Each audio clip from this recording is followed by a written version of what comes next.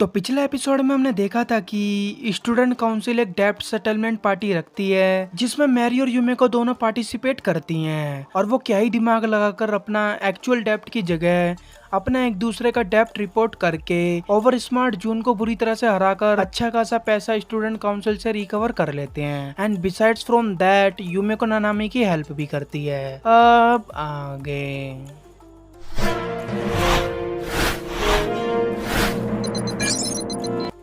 Mary rest room में अपना face धो रही होती है। उसी टाइम 3 लड़कियां आती हैं उसकी क्लास की और कहती हैं, कॉन्ग्रेचुलेसन मैरी, तो तुमने अपने सारे पैसे लौटा दिए, अब तुम हाउस पेट नहीं हो। और वो तीनों उससे माफी भी मांगती हैं अपने बिहेवियर के लिए जो उन्होंने उसके साथ किया था हाउस पेट बनने के बाद। मैरी कहती है, it's fine, after all we are friends. और वो ये कहकर वहां से चली जाती है कि हम फिर मिलेंगे और चलेंगे कभी केक वगैरह खाने के लिए। उसको उसी टाइम वहाँ पर रियोटा मिलता है और वो हाउस पेट के बारे में बात कर रहे होते हैं। मैरी कहती है, जो एक बार हाउस पेट बन गया वो वापस ह्यूमन नहीं बन सकता, बट मैं एक्सेप्शन हूँ। वो सोच रहे थे कि मेरे को ऐसे ही बुली करते रहेंगे, बट अब उनकी मेरे से फट रही है और मैं स्टूडेंट काउंसिल को कभी माफ नहीं करने वाली जो उन्होंने मेरे साथ किया। वो कहती है, चलो यूमेको के पास चलते हैं। तुमको यूमेको के बारे में कुछ पता है? हम डेप्ट सेटलमेंट पार्टी में इतने सारे पैसे जीते, उससे उसका डेप्ट कम हो गया और अगर वो चाहे तो आराम से स्टूडेंट काउंसिल को इतने सारे पैसे चुका सकती है। उसने तो पैसे वापस करने को ट्राई भी नहीं किया। वो हाउस पेट बनी क्यों रहना चाहती है? शायद वो हाउस पेट का एडवांटेज लेना चाहती है। रियोटा कहता है, हाउस पेट होने के एडवांटेज भी होते हैं। वो कहती है, एक ऑफिशियल मैच। और रियोटा की टाई पकड़कर कहती है, तुमको कुछ पता है? वो कहता है, नहीं। फिर कहता है, हाँ, वो एक बार कह तो रही थी कि वो स्टूडेंट काउंसिल की प्रेसिडेंट के साथ एक ऑफिशियल मैच खेलना चाहती है। फिर वहाँ पर यूमेको आती है। वो गुड मॉर्निंग कहकर मैरी से बोलती है, ये सही नहीं रहेगा अगर मैं पैसे लूँ जो हमने डेप्ट सेटलमेंट पार्टी में जीते थे। यूमेको कहती है, मैंने ऑलरेडी 10 मिलियन येन यूज़ कर लिए हैं स्टूडेंट काउंसिल को देने के लिए। अब इन पैसों को बस ले लो क्योंकि मैं तुम्हारे से कर्ज में नहीं रहना चाहती। यूमेको पोलाइटली वे में कहती है, फिर तो मेरे को पैसे लेने ही होंगे। इन लोगों की जासूसी एक स्टूडेंट काउंसिल की मेंबर कर रही होती है, वही वाली मेंबर जो डेप्ट सेटलमेंट पार्टी में थी। अगले सीन में सभी स्टूडेंट काउंसिल के मेंबर ये डिस्कस कर रहे होते हैं, यूमेको ने 260 मिलियन जीते डेप्ट सेटलमेंट पार्टी में, फिर भी वो पैसे क्यों नहीं दे रही है? हम इसको इग्नोर क्यों कर रहे हैं? सायाका इगाराशी कहती है, मेरे को नहीं पता कि उसके माइंड में क्या चल रहा है, पर मैंने जब उसकी डिटेल निकाली और पूरी बैकग्राउंड हिस्ट्री देखी तब मेरे को पता चला कि उसके पास considerable amount of reserve fund है। उसके दोनों पेरेंट्स की डेथ हो चुकी है, वो अकेली रहती है। उसकी रिलेटिव में सिर्फ एक एल्डर सिस्टर है जो कि कई सालों से एक यूनिवर्सिटी हॉस्पिटल के वार्ड में रह रही है। उसका सारा खर्चा यूमेको देती है, जिसका मतलब उसके पास एक बैंक अकाउंट है जिसमें पैसा ही पैसा है। वो बड़े इजीली स्टूडेंट काउंसिल को पे कर सकती है, बट वो कर नहीं रही। वो क्या करने की सोच रही है, वो क्या करना चाहती है? रूना योमोजोकी कहती है, ऑफ कोर्स प्रेसिडेंट से एक ऑफिशियल मैच। मिडारी पागल हो जाती है, कहती है, क्या प्रेसिडेंट से एक ऑफिशियल मैच? वो बिना किसी की बात सुने ही वहां से यूमेको के पास चली जाती है, जबकि रूना उसको वार्न भी करती है। यूमेको बहुत एक्साइटेड होती है और वो क्लास खत्म होते ही रियोटा के पास चली जाती है। रियोटा के इतने कहने के बाद भी वो नहीं मानती है।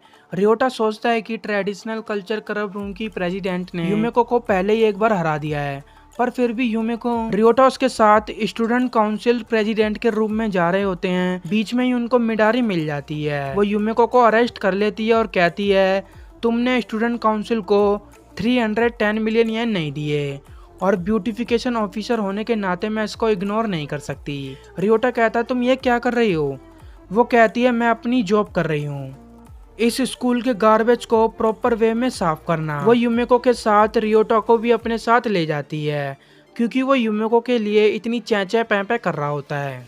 मैरी अपने उन्हीं फ्रेंड के साथ जाते हुए सोच रही होती है कि स्टूडेंट काउंसिल की प्रेसिडेंट से एक ऑफिशियल मैच, खैर 200 मिलियन इतने ज़्यादा भी नहीं है, वो जो चाहे वो करे। ये स्टूडेंट काउंसिल का सिस्टम है जो करंट प्रेसिडेंट किरारी मोमोबामी ने बनाया है। मैं इस सिस्टम में जीतती भी हूँ और हारती भी हूँ। मैं क्या करूँ, मेरे को क्या करना चाहिए? जब भी मैं ये सोचती हूँ कि स्टूडेंट काउंसिल मेरे को कितना कंट्रोल कर रहे हैं और कितने ज़्यादा कंट्रोल कर सकते हैं, मेरा दिमाग ही ख़राब हो जाता है और उल्टी करने का मन करता है। उसी टाइम स्टूडेंट काउंसिल प्रेसिडेंट की एंट्री होती है। वो मैरी से कहती है कि हमको दोनों को चाय पीनी चाहिए अकेले में, सिर्फ हम दो। Kirari Momobami president of the student council Mary को चाय के लिए इनवाइट करके कहती है, तुम फर्स्ट हो जिसने डेप्ट सेटलमेंट पार्टी में इतने ज़्यादा पैसे स्टूडेंट काउंसिल से ले लिए, वरना लोगों को तो पता ही नहीं होता डेप्ट स्वैपिंग गेम का डेप्ट वाला लूप होल। अगर उन्हें पता भी चल जाता तब भी वो पॉकेट चेंज से ज़्यादा स्टूडेंट काउंसिल से नहीं ले पाते। हमने तुम्हारे लिए लाइफ प्लान भी बनाए थे, उसका कोई मतलब नहीं बनता क्योंकि अब तुम हाउस पेट नहीं रही। मैरी कहती है, मैं क्या करूँ, तुम ही मेरे को ज़बरदस्ती उस लाइफ प्लान के लिए कंट्रोल कर रहे थे। किरारी मोमो मामी मैरी को स्टूडेंट काउंसिल को ज्वाइन करने को बोलती है। तुम इस जॉब से भी ज़्यादा वर्दी हो, तुम्हारे पास प्योर टैलेंट है गैम्बलिंग का। मैरी के मना करने पर किरारी मैरी को पकड़कर कहती है, क्या तुम मेरे को रिफ्यूज़ कर रही हो? किरारी मोमो मामी को the president of student council, तुमको सारे एडवांटेज तो पता ही होंगे स्टूडेंट काउंसिल के मेंबर होने के। क्या तुम अदर्स मेंबर से डर रही हो या तुम मेरे बारे में ज़्यादा ही सस्पिशियस हो? बताओ क्यों तुम स्टूडेंट काउंसिल को ज्वाइन नहीं करना चाहती? क्यों? मेरे को बताओ, मेरे को जानना है क्यों। फिर वो माफ़ी मांगते हुए कहती है, अभी एकदम से रिफ्यूज़ करने का कोई फ़ायदा नहीं, बाद में अच्छे से सोच कर बताना, क्योंकि अभी तो मैरी कुछ ज़्यादा ही अच्छे से सोच नहीं सकती। उसकी प्रेसिडेंट के सामने इतनी फट जो जाती है, एकदम फट के चार हो जाती है। मिडारी उन दोनों को एक रूम में ले जाती है। वो युमेको की हथकड़ी खोल देती है। युमेको कहती है, तुम मेरे को यहाँ पर क्यों लाई? मेरे पहले से ही कुछ प्लान्स थे, अब मैं उनके लिए लेट हो गई। मिडारी कहती है, हाँ मुझे पता है, प्रेसिडेंट से एक ऑफिशियल मैच, तुमको क्या लगता है तुम जैसी डेलिंक्वेंट हाउस पेट को अलाउड है प्रेसिडेंट से मिलने को? ये तो आउट ऑफ क्वेश्चन है, बट अगर तुम इतना जोर दे रही हो तो तुमको प्रेसिडेंट से पहले मेरे से खेलना होगा गैम्बल। युमेको कहती है, तो ये बात है, तो तुमने मेरे को पहले क्यों नहीं बताया?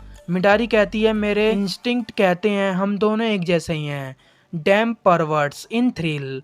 युमेको कहती है, ओह प्लीज मेरे को परवर्ट मत बोलो, मैं परवर्ट नहीं हूँ। जहाँ पर ये लोग अभी हैं, ये इंटेरोगेशन रूम है। ये दो रूम में स्प्लिट है, पहला interrogation room and second observation room. ये इंटेरोगेशन रूम स्कूल के गार्बेज को सुधारने के लिए बनाया है। गार्बेज से मतलब कूड़े कचरे से नहीं, मतलब कि यहाँ पर उसका मतलब है कि युमेको जैसे लोग जो स्टूडेंट काउंसिल को पैसे नहीं देते, उनसे निपटने के लिए ये इंटेरोगेशन रूम बनाया गया है। दोनों रूम लॉक्ड हैं, सील्ड एंड साउंड प्रूफ। दोनों रूम को सिर्फ ये एक कैमरा कनेक्ट करता है। जो लोग ये गेम खेलेंगे उसका नाम है ESP गेम, एक कार्ड गैसिंग गेम। रूल्स बहुत सिंपल हैं। दूसरे वाले रूम में, ऑब्जर्वेशन रूम में, एक डीलर बैठेगा और वो कुछ कार्ड्स को लाइन में लगाएगा। इनको उन कार्ड्स को गैस करके उसी तरह के कार्ड्स को उसी जगह पर लगाने हैं, उसी तरह से लाइन में लगाने हैं जैसे डीलर लगाएगा। जिसके ज़्यादा कार्ड्स मैच होंगे वही जीत जाएगा। युमेको कहती है, ये तो बहुत अच्छा गेम है, तो हम कितने पैसों का खेलेंगे? वो कहती है, नहीं नहीं नहीं, हम अपना टाइम मनी पर वेस्ट नहीं करेंगे। हम दोनों को एक एक गन मिलेगी, हम जितनी चाहें उतनी बुलेट्स उस गन की चैम्बर में डाल सकते हैं और हम दोनों उन दोनों गन्स को एक बॉक्स में रख देंगे और जो जीतेगा वो लूज़र के हेड में एक गोली मारेगा। टेंशन मत लो, तुम एक गोली से नहीं मरने वाली, मैं तुमको तुरंत ही हॉस्पिटल ले जाऊंगी। या तुमको डर है कि तुम मेरे को ना मार दो? अरे पागल, ये सब तो प्रेसिडेंट संभाल लेगी, उन्होंने सभी इंतजाम कर रखे हैं। स्कूल में गोली लगने से स्कूल की रेपुटेशन ना खराब हो जाए, इसलिए ये बात किसी को पता नहीं लगनी चाहिए। ये रियोटा कहता है, ये बस एक प्लास्टिक टॉय गन है ना? वो चलाकर दिखाती है कि ये असली गन है। रियोटा कहता है, ये गेम एक पागलपन है।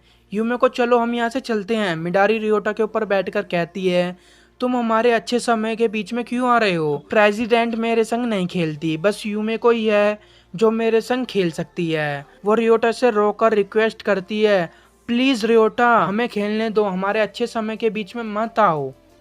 रियोटा कहता है, ये तो पागलपन है, अगर किसी को भी कुछ हो गया तो मेरे ऊपर से हटो और हम दोनों को यहाँ से निकलने दो। वो कहती है, ठीक है।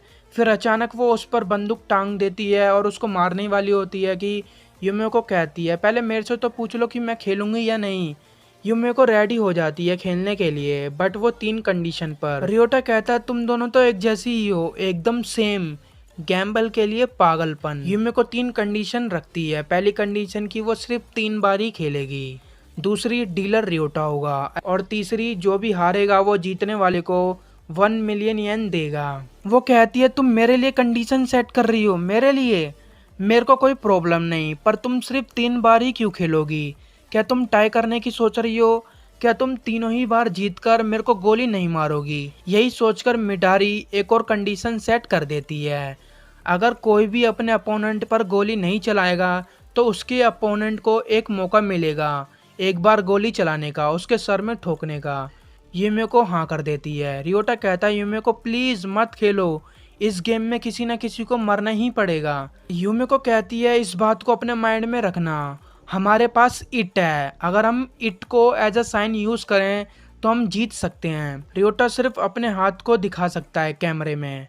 रियोटा सोचता है कि मेरे को चीटिंग का ध्यान रखना होगा, बट मेरे को अभी तक ऐसा नहीं लगा कि ये किसी भी तरह की चीटिंग कर रहे हों। बट मेन बात यह है कि वो इट क्या है जो यूमेको ने मेरे से कहा।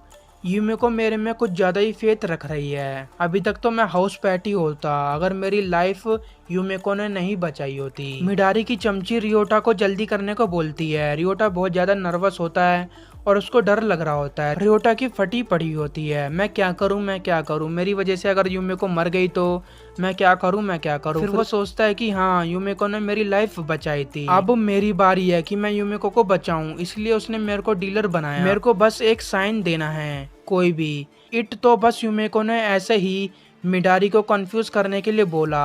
अगर मैंने एक साइन यूज किया तो मिडारी सोचेगी कि वो डेफिनेटली हारेगी, इसलिए वो एक भी गोली उस गन में नहीं डालेगी और वो चाहकर भी यूमेको को गोली नहीं मार पाएगी। और रियोटा कार्ड्स को लाइन में लगाकर एक साइन देता है, ये वाला साइन जिसे 2 या सीजर टाइप होता है, कुछ भी बोल लो। मिडारी यूमेको से ज्यादा कार्ड्स गैस कर लेती है और मिडारी 6 की 6 गोली उस बंदूक में डाल देती है और उसको देखकर रियोटा की फट जाती है। मिडारी कहती है तो वो साइन सिर्फ एक ब्लफ था और वो यूमेको पर गोली चलाने वाली होती है। यूमेको कहती है मैं तुमको रिकमेंड करती हूँ कि तुम मेरे पर गोली मत चलाना, पर मिडारी गोली चला देती है। अगर आपको ये वीडियो पसंद आया तो वीडियो को लाइक और ऐसे ही वीडियोस को देखने के लिए चैनल को सब्सक्राइब तो मार ही देना। बी द बिगिनिंग एनीमे की वीडियोस देखने के लिए लेफ्ट वाली वीडियो को देखना और डार्लिंग इन दी फ्रैंक्स एनीमे के फैक्ट्स वाली वीडियो को देखने के लिए राइट वाली वीडियो को देखना।